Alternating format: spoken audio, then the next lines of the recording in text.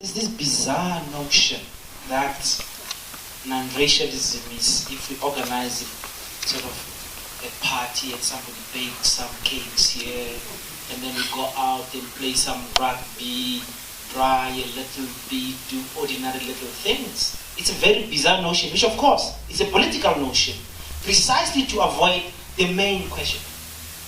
You know, we cannot avoid that racism is a power question.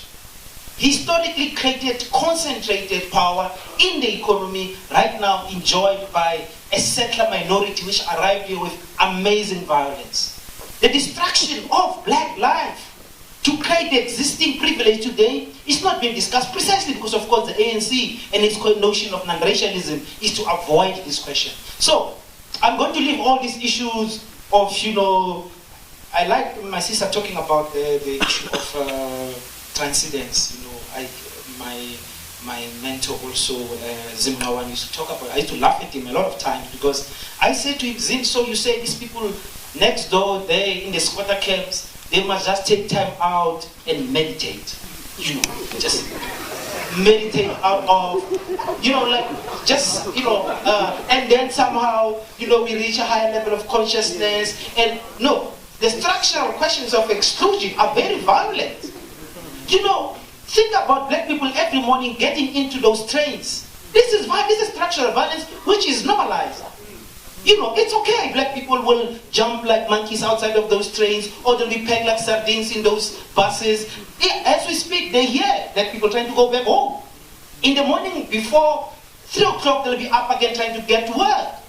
So this kind of violence, it's okay, we need to transcend, but this is created by this system, which of course perpetuate privilege. I like the one, and I'm going to conclude the sister one.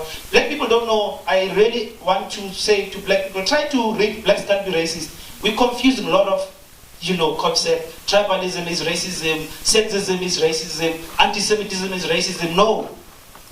Racism is a very specific, evolved reality about the oppression of black people. You have to understand this, otherwise we get a lot of other confusion. But I like what the sister said, and I'll conclude, you know. No, I'm not going to conclude. I think the ANC people, you guys must not speak as if you're not in power. And even the professor, you know, you guys are in power.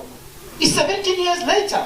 You cannot give me statistics about black exclusion this way as if you don't have political power to change the circumstances of black people. You haven't.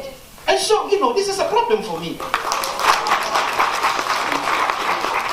So that is I spoke about the black agenda. I'm with you in the black agenda. Totally 100%.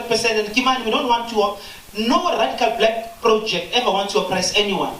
We don't say we want liberation for ourselves to oppress anyone. We want justice, and this is not one, and people don't talk about this. Justice means we're going to take something from some people. This is the problem.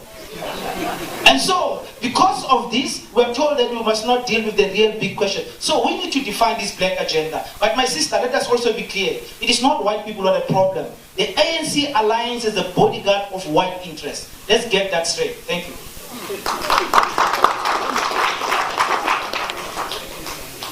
Thank you.